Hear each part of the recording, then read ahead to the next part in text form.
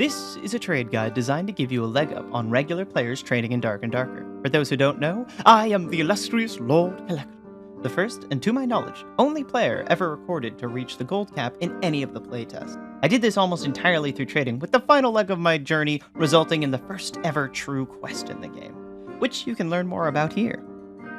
The rest of this guide is split into roughly 3 sections, so feel free to skip past the information you already know to get to the juicy bits. Section 1 will cover the beginner level information such as how to get access to and use the trade chat, how to link items, the functions of the trade window, and the basics of NPC merchants. Section 2 will cover intermediate level information, such as what rarity means for the value of items, what item stats are and which ones to prioritize, and the market for/uses of candy and ruby silver. Section 3 is the final section of the video, in which I outline some of the advanced information that should help you save time and, more importantly, make glorious, glorious gold. To start your journey as a trader, you must first join the Traders Guild, which can be found in the Trade tab located here on your screen. When you enter the Trade tab for the first time, you'll be greeted by the lovable face of the Trade Master. You will not just let anyone join the Trades Guild, no. Only those who have enough gold to pay the membership fee may join. So, once you have paid the Trade Master his fee, he will grant you access to the many trade posts available. Originally, he wanted us to use the trade post based on what goods we were selling. Armor for armor, weapons for weapons, etc. But now everyone ignores that and uses Trade Post 1. Now that you are in the Trade Post, you can see the chat shooting by at a mile a minute. That is, unless the Trade Master has implemented some new restriction to keep things readable. To use the trade chat like everyone else, simply left-click on the chat window in the bottom left corner and begin typing. What's that? Zoom and enhance! There! You see how this fellow's message is colored in? That is because he knows how to link an item.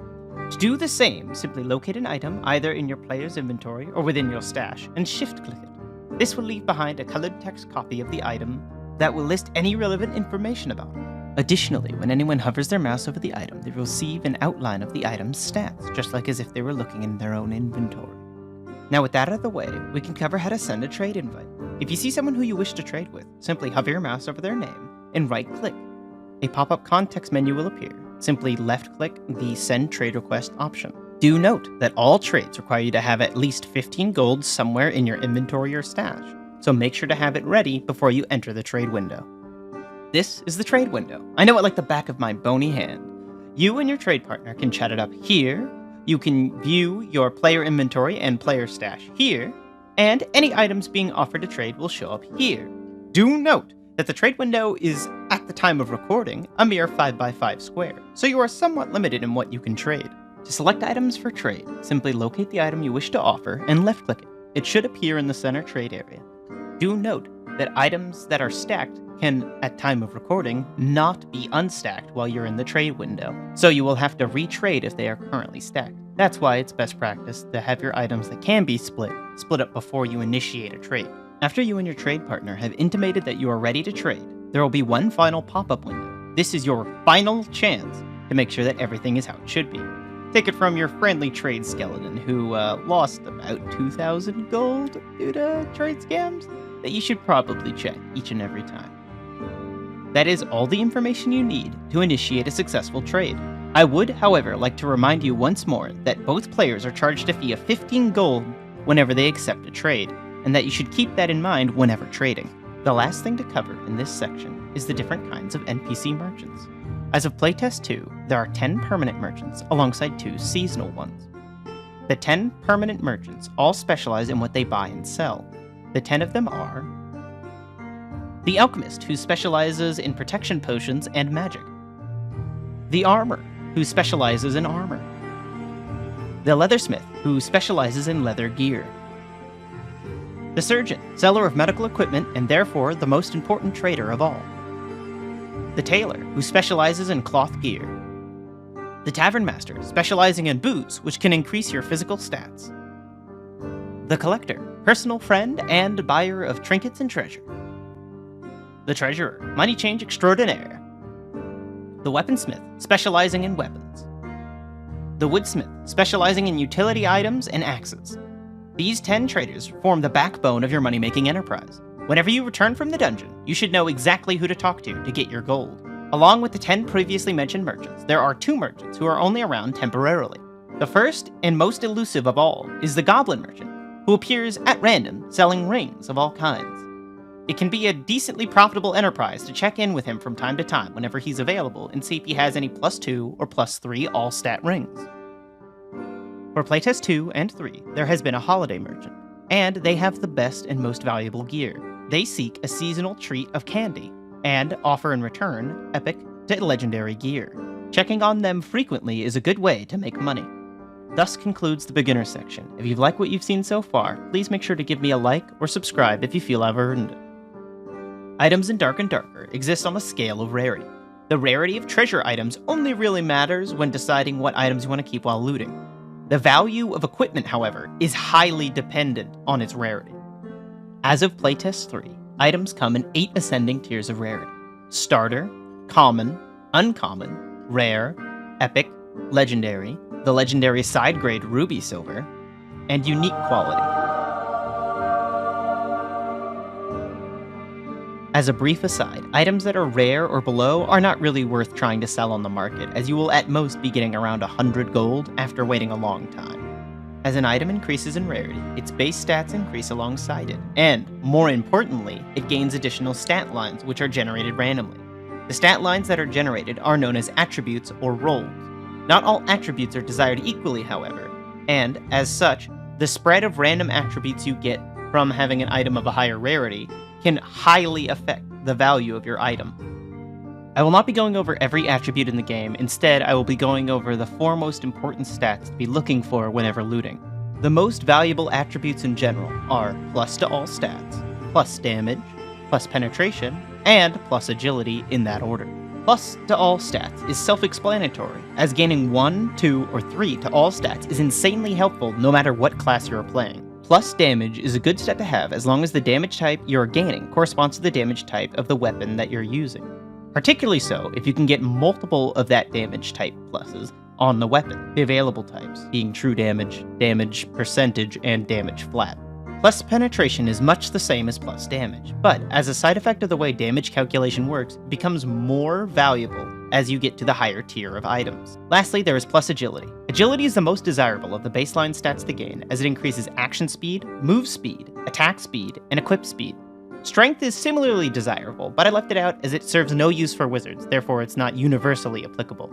Attributes cannot be repeated more than once, so as you get to the higher and higher rarities, it becomes harder and harder to find items with any good attributes at all, or all attributes of the same type of damage.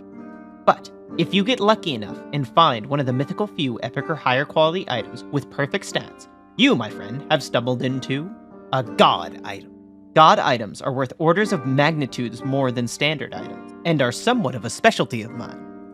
The last thing you should know are the uses of the advanced forms of currency, being candy and ruby silver. Ruby silver is available in the dungeon, hidden in locations, but to get it, you need to purchase a mining pick from one of the NPC merchants.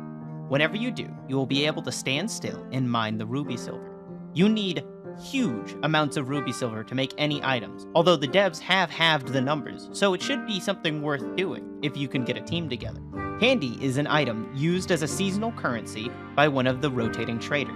You can use candy to purchase items of extremely high quality, as the items that are in the shop rotate whenever you go into the dungeon. So, before you go in, if there is a seasonal item trader available, you should see if they are trading any items that are of good quality. This concludes the intermediate section. If you feel I have earned it, please click the subscribe button, and remember, I'm going to be streaming on Twitch. This final advanced section is going to be delving into trade theory and technicality.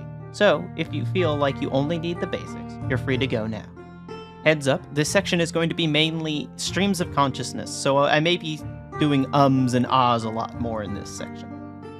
The first thing I should cover in this section is the fact that when you're trading in Dark and Darker, you need to make as much as you can in any single trade. It doesn't matter if you're selling 1,050 gold items, as you will ultimately be making less gold if you could make larger trades, such as selling 1,000 gold items. One thing it is highly advisable to do is dedicate a part of your inventory into collecting a single item, usually a consumable like high-tier potions. That way, if somebody needs them, you can quickly trade them and provide them at a large quantity. The second top subject I'm going to talk about is probably the most important. Getting noticed in the trade chat is rather difficult, but one common technique that you can use is by placing a number of equals signs above and below the sentence that you're putting into the trade chat to force the trade window to give you some space to talk. If this is done on Moss, it is not as effective, but most people do not do this, and therefore you will be granted some extra leeway. Farming bosses can be a valuable endeavor, especially as there are some techniques that allow you to farm bosses with super ease. If you have 3 friends and all of you can level up the mage class, you are capable of taking down the lich as long as you have moderate gear and all 3 of you are good at coordinating. If all 3 of you blast the lich at the same time with fireball, magic missile, and if you are not quite perfectly geared, another magic missile, you will kill the lich boss and be able to get their unique quality loot. Or at least this was true in playtest too. The floor 2 bosses, like the Skeleton Wraith and the Skeleton Guardian, are all very cheesable, meaning that you can find a way to make sure that you can deal damage to them at melee or long range without them being able to hurt you. The Skeleton Wraith is by far the easiest one for players to realize they can cheese them. If you're interested in a guide on how to cheese the bosses, please let me know, as I am open to be making more content in the future. I will also be streaming on Twitch, so you can stop by there and ask me more. The last tip I'm going to be giving is focused towards content creators. As a content creator, you're trying to get as much footage and much activity as you can in such a small amount of time. One of the big things that eats into your time is spending time between raids, loading up, and selling gear. You can mitigate one of those factors, selling gear, by locating a fence. I am one such prominent fence, but I know there are more in the community that are willing to sell the items for you and then give you back 80% of the profit, taking 20% for ourselves and, paying us for our time. If you ever want to deal with me, please contact me on Twitch, as I am very open to communication. This is the end of the video. Thank you very much for watching and making it to the end. If you made it this far, I'm sure you enjoyed the content, so subscribe and wait for more. And if you have any ideas on something that you want me to make a guide on, please let me know, as I am highly encouraging of this. I'd love to make content on this game. This game is like crack to me. Anyway, I thank you very much for watching, and in future, I hope I can see you in my Twitch streams. As I like to say, good luck and good fortune.